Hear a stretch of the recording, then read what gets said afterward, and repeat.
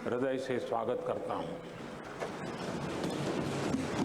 ये अवसर कई मायनों में अभूतपूर्व है। आजादी के अमृत काल का ये उषा काल है और भारत अनेक सिद्धियों के साथ नए संकल्प लेकर के नए भवन में अपना भविष्य तय करने के लिए आगे बढ़ रहा है। विज्ञान जगत में चंद्रयान 3 की गगनचुंबी सफलता हर देशवासी को गर्व से भर देती है। भारत की अध्यक्षता में G20 का असाधारण आयोजन विश्व में इच्छित प्रभाव, इस अर्थ में ये अद्वितीय उपलब्धियां हासिल करने वाला एक अवसर भारत के लिए बना। इसी आलोक में आज आधुनिक भारत और हमारे प्राचीन लोकतंत्र का प्रतीक नए संसद भवन का शुभारंभ हुआ है। सुखद संयोग है कि ये गणेश चतुर्थी का शुभ दिन है।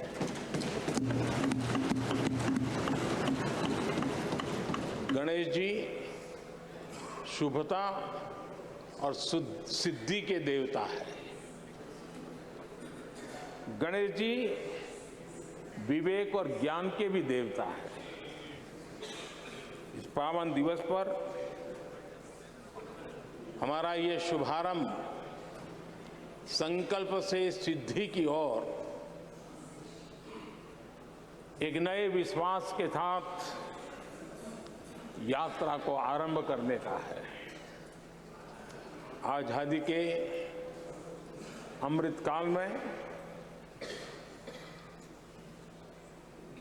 हम जब नए संकल्पों को लेकर के चल रहे हैं, तब अब जब गणेश चतुर्थी का पर्व आज है, तब लोकमान्य तिलक की याद आना बहुत स्वाभाविक है। आजादी के आंदोलन में लोकमान्य तिलक जी ने गणेश उत्सव को एक सार्वजनिक गणेश उत्सव के रूप में प्रस्तावित करके पूरे राष्ट्र में सुराज्य की आहलेख जगाने का माध्यम बनाया था। लोकमान्य तिलक जी ने गणेश पर्व से सुराज्य की संकल्पना को शक्ति दी। उसी प्रकार से आज ये गणेश चतुर्थी का पर्व लोकमान्य तिलक जी ने स्वतंत्र भारत स्वराज्य की बात कही थी। आज हम समृद्ध भारत गणेश चतुर्थी के पावन दिवस पर उसकी प्रेरणा के साथ आगे बढ़ रहे हैं। सभी देशवासियों को इस अवसर पर फिर एक बार मैं बहुत बहुत बधाई देता हूं। आदरणीय अध्यक्ष जी, आज संवत्सरी का भी पर्व है। ये अपने आप में एक अद्भुत परंपरा है। इस दिन को एक प्रकार से क्षमा वाणी का भी पर्व कहते हैं। आज मिच्छामि दुक्कड़म कहने का दिन है। ये पर्व मन से, कर्म से, वचन से अगर जाने अनजाने किसी को भी दुख पहुंचाया है तो उसकी क्षमा याचना का अवसर है। मेरी तरफ से भी पूरी विनम्रता के साथ, पूरे हृदय से आप सभी को सभी सांसद सदस्यों को और सभी देशवासियों को मिच्छामि दुक्कड़म। आज जब हम एक नई शुरुआत कर रहे हैं तब हमें अतीत की हर कड़वाहट को भुलाकर आगे बढ़ना है। इस स्पिरिट के साथ जब हम यहां से हमारे आचरण से, हमारी वाणी से, हमारे संकल्पों से जो भी करेंगे देश के लिए, राष्ट्र के एक एक नागरिक के लिए वो प्रेरणा का कारण बनना चाहिए और हम सबको इस दायित्व को निभाने के लिए भरसक प्रयास भी करना चाहिए। आदरणीय अध्यक्ष जी, ये भवन नया है, यहां सब कुछ नया है, सारी व्यवस्थाएं नई हैं। यहां तक आपके सब साथियों को भी आपने एक नए रंग रूप के साथ प्रस्तुत किया है।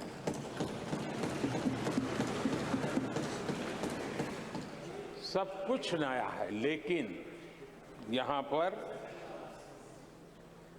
कल और आज को जोड़ती हुई एक बहुत बड़ी विरासत का प्रतीक भी मौजूद है। वो नया नहीं है, वो पुराना है और वो आजादी की पहली किरण का स्वयं साक्षी रहा है जो आज अभी हमारे बीच उपस्थित है। वो हमारे समृद्ध इतिहास को जोड़ता है और जब आज हम नए सदन में प्रवेश कर रहे हैं, संसदीय लोकतंत्र का जब ये नया गृह प्रवेश हो रहा है तो यहां पर आजादी की पहली किरण का साक्षी जो आने वाली पीढ़ियों को भी प्रेरणा देने वाला है, वैसा पवित्र सेंगोल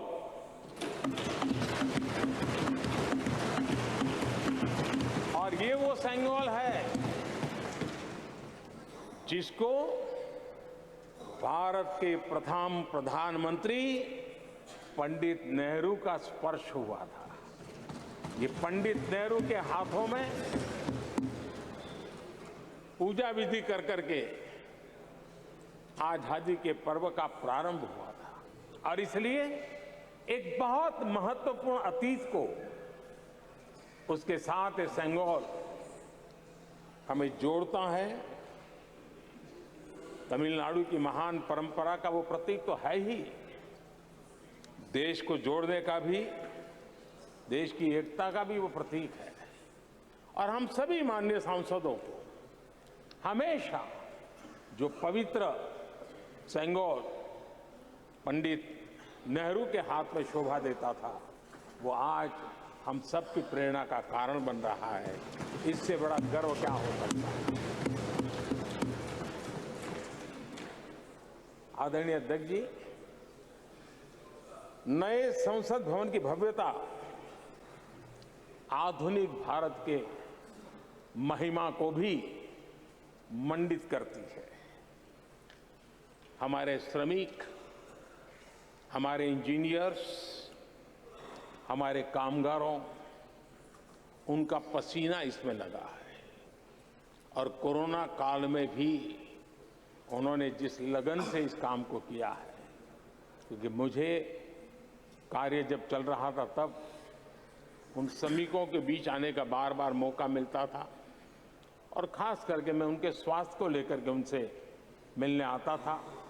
लेकिन ऐसे समय भी उन्होंने इस बहुत बड़े सपने को पूरा किया। आज मैं चाहूंगा कि हम सब हमारे उन श्रमिकों का, हमारे उन कामगारों का, हमारे इंजीनियर्स का हृदय से धन्यवाद करें, हृदय से, क्योंकि उनके द्वारा निर्मित भावी पीढ़ियों को प्रेरणा देने वाला है और 30,000 से ज्यादा श्रमिक बंधुओं ने परिश्रम किया है, पसीना बहाया है इस भव्य व्यवस्था को खड़ी करने के लिए और कई पीढ़ियों के लिए ये बहुत बड़ा योगदान है। माननीय अध्यक्ष जी, मैं उन श्रमयोगियों का नमन तो करता ही, लेकिन एक नई परंपरा का प्रारंभ हो रहा है, इसका मुझे अत्यंत आनंद है। इस सदन में एक डिजिटल बुक रखी गई है, जिस डिजिटल बुक में उन सभी श्रमिकों के पूरा परिचय इसमें रखा गया है, ताकि आने वाली पीढ़ियों को पता चलेगा कि हिंदुस्तान के किस कोने से कौन श्रमिक ने आकर के इस भव्य इमारत को, यानी उनके पसीने को भी अमरत्व देने का प्रयास इस सदन में हो रहा है। ये एक नई शुरुआत है, शुभ शुरुआत है और हम सब के लिए गर्व की शुरुआत है। मैं इस अवसर पर 140 करोड़ देशवासियों की तरफ से, मैं इस अवसर पर लोकतंत्र की महान परंपरा की तरफ से हमारे इन श्रमिकों का अभिनंदन करता हूं। आदरणीय अध्यक्ष जी, हमारे यहां कहा जाता है यत् भावो तद् भवति, और इसलिए हमारा भाव जैसा होता है वैसे ही कुछ घटित होता है। यद् भावो तद् भवति, और इसलिए हम जैसी भावना करते हैं और हम जैसी भावना करके प्रवेश किया है, मुझे विश्वास है भावना भीतर जो होगी हम भी वैसे ही खुद भी बनते जाएंगे और वो बहुत बड़ी स्वाभाविक है। भवन बदला है, मैं चाहूंगा भाव भी बदलना चाहिए, भावना भी बदलनी चाहिए।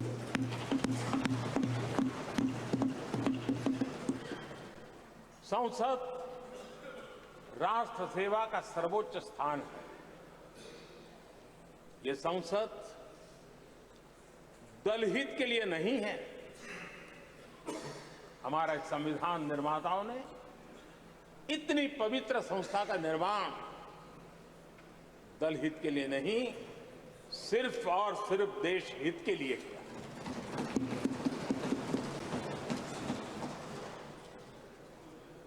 नए भवन में हम सभी अपने वाणी से, विचार से, आचार से संविधान के जो स्पिरिट है उन मानदंडों को लेकर के, नए संकल्पों के अनुसार नई भाव को लेकर के, नई भावना को लेकर के मैं आशा करता हूं, अध्यक्ष जी आप कल भी कह रहे थे, आज भी कह रहे थे, कभी स्पष्ट कह रहे थे, कभी थोड़ा लपेट कर भी कह रहे थे, हम सांसदों के व्यवहार के संबंध में मैं मेरी तरफ से आपको आश्वासन देता हूं कि हमारा पूरा प्रयास रहेगा और मैं चाहूंगा कि सदन के नेता के नाते हम सभी सांसद आपकी आशा अपेक्षा में खरे उतरें, हम अनुशासन का पालन करें। देश हमें देखता है, आप जैसा दिशा निर्देश करें। लेकिन माननीय अध्यक्ष जी, अभी चुनाव तो दूर है और जितना समय हमारे पास बचा है इस पार्लियामेंट के, मैं पक्का मानता हूं कि यहां जो व्यवहार होगा ये निर्धारित करेगा कि कौन यहां बैठने के लिए व्यवहार करता है और कौन वहां बैठने के लिए व्यवहार करता है। जो वहां ही बैठे रहना चाहता है उसका व्यवहार क्या होगा, और जो यहां आकर के भविष्य में बैठना चाहता है उसका व्यवहार क्या होगा, इसका फर्क बिल्कुल आने वाले महीनों में देश देखेगा और उनके बर्ताव से पता चलेगा, ये मुझे पूरा विश्वास है। आदरणीय अध्यक्ष जी, हमारे यहाँ वेदों में कहा गया है, सम्यच्च सब्रता भूत्वा वाचम वदत भद्रया, अर्थात हम सब एक मत होकर, एक समान संकल्प लेकर कल्याणकारी सार्थक संवाद करें। यहां हमारे विचार अलग हो सकते हैं, विमर्श अलग हो सकते हैं, लेकिन हमारे संकल्प एकजुट ही होते हैं, एकजुट ही रहते हैं, और इसलिए हमें उसकी एकजुटता के लिए भी भरपूर प्रयास करता रहना चाहिए। आदरणीय अध्यक्ष जी, हमारी संसद ने राष्ट्रहित के तमाम बड़े अवसरों पर ही इसी भावना से काम किया है। न कोई इधर का है न उधर का है, सब कोई राष्ट्र के लिए करते रहे। मुझे आशा है कि इस नई शुरुआत के साथ इस संवादीय के वातावरण में और इस संसद के पूरे डिबेट में हम उस भावना को जितनी ज्यादा मजबूत करेंगे, हमारी आने वाली पीढ़ियों को अवश्य हम प्रेरणा देंगे। संसदीय परंपराओं की जो लक्ष्मण रेखा है, उन लक्ष्मण रेखा का पालन हम सबको करना चाहिए, और वो स्पीकर महोदय की अपेक्षा को हमें जरूर पूरा करने की कोशिश करनी चाहिए।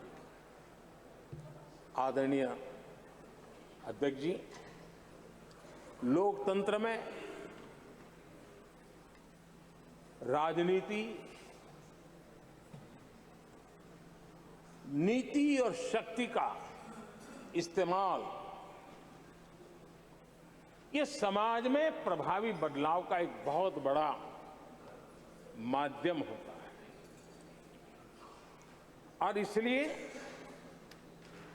स्पेस हो या स्पोर्ट्स हो, स्टार्टअप्स हो या सेल्फ हेल्प ग्रुप हो, हर क्षेत्र में दुनिया भारतीय महिलाओं की ताकत देख रही है। G20 की अध्यक्षता, विमेन लेड डेवलपमेंट की चर्चा, आज दुनिया इसका स्वागत कर रही है, स्वीकार कर रही है। दुनिया समझ रही है कि सिर्फ महिलाओं के विकास की बात इनफ नहीं है।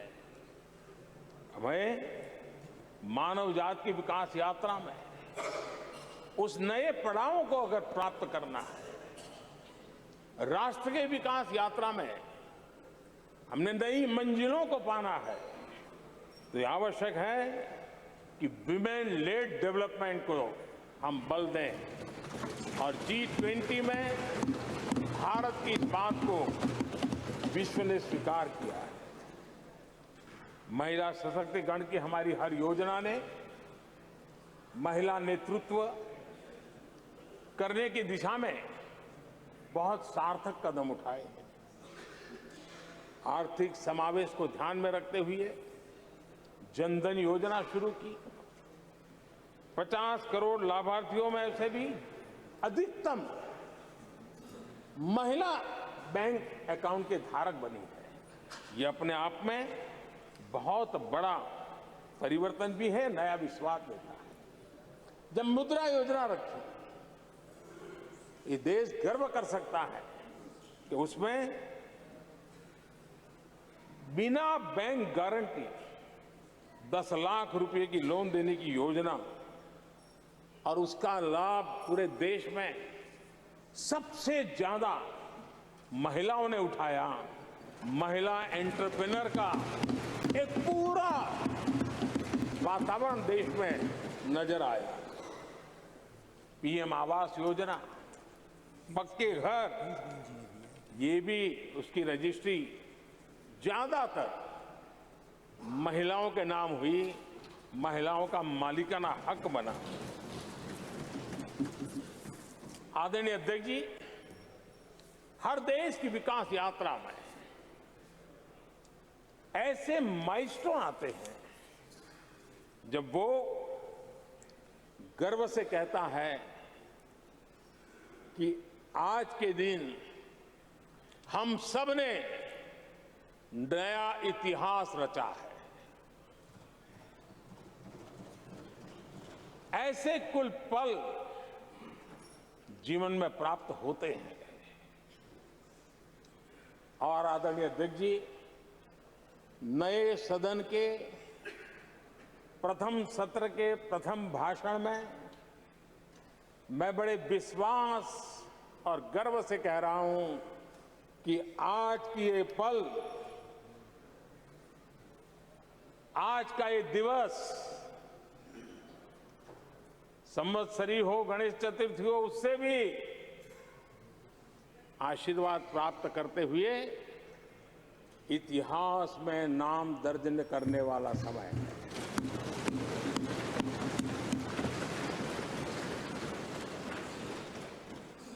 हम सबके लिए पल गर्व की पल है। अनेक वर्षों से महिला आरक्षण के संबंध में बहुत चर्चाएं हुई हैं, बहुत वाद विवाद हुए हैं। महिला आरक्षण को लेकर संसद में पहले भी कुछ प्रयास हुए हैं। 1996 में इससे जुड़ा बिल पहली बार पेश हुआ था। अटल जी के कार्यकाल में कई बार महिला आरक्षण का बिल पेश किया गया, कई बार, लेकिन उसे पार कराने के लिए आंकड़े नहीं जुटा पाए और उसके कारण वो सपना अधूरा रह गया। महिलाओं को अधिकार देने का, महिलाओं की शक्ति का उपयोग करने का वो काम, शायद ईश्वर ने ऐसे कई पवित्र काम के लिए मुझे चुना है।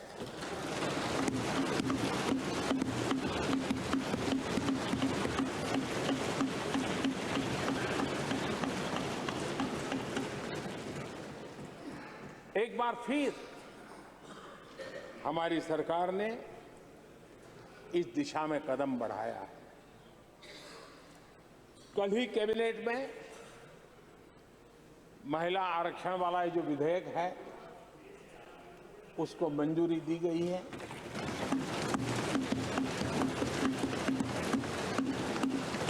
आज 19 सितंबर की ये तारीख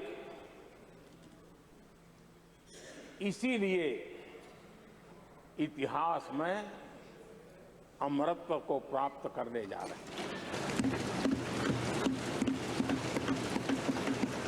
आज जब महिलाएं हर सेक्टर में तेजी से आगे बढ़ रही हैं, नेतृत्व कर रही है,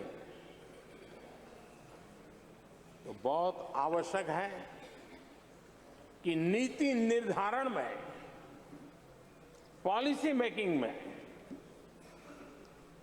हमारी माताएं, बहनें, हमारी नारी शक्ति अधिकतम योगदान दें, ज्यादा से ज्यादा योगदान दें। योगदान ही नहीं, वे महत्वपूर्ण भूमिका निभाएं। आज इस ऐतिहासिक मौके पर नए संसद भवन में सदन की पहली कार्यवाही के रूप में, उस कार्यवाही के अवसर पर देश के इस नए बदलाव का आह्वान किया है और देश की नारी शक्ति के लिए सभी सांसद मिलकर के नए प्रवेश द्वार खोल दें, इसका आरंभ हम इस महत्वपूर्ण निर्णय से करने जा रहे हैं। विमेन लेड डेवलपमेंट के अपने संकल्प को आगे बढ़ाते हुए हमारी सरकार आज एक प्रमुख संविधान संशोधन विधेयक प्रस्तुत कर रही है। इस विधेयक का लक्ष्य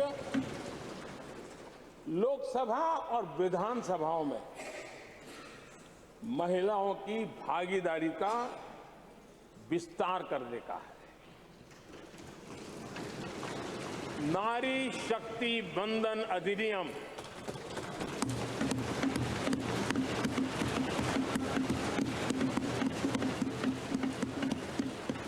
नारी शक्ति वंदन अधिनियम, इसके माध्यम से हमारा लोकतंत्र और मजबूत होगा।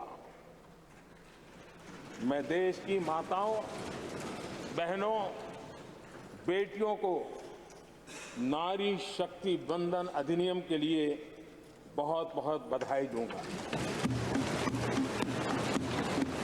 मैं सभी माताओं, बहनों, बेटियों को आश्वस्त करता हूं कि हम इस बिल को कानून बनाने के लिए संकल्पबद्ध है।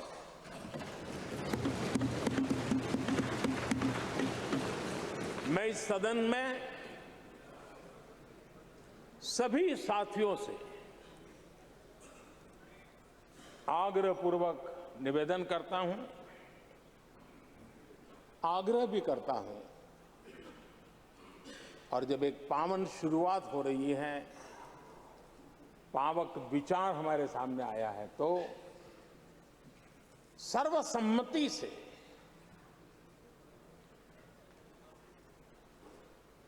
जब ये बिल कानून बनेगा तो उसकी ताकत अनेक गुना बढ़ जाएगी।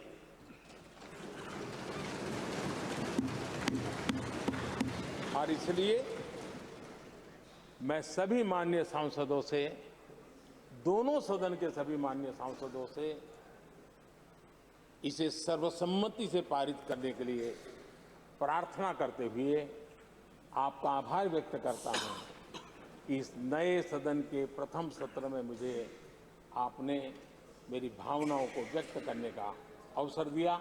बहुत बहुत धन्यवाद। श्री अधीर रंजन चौधरी जी।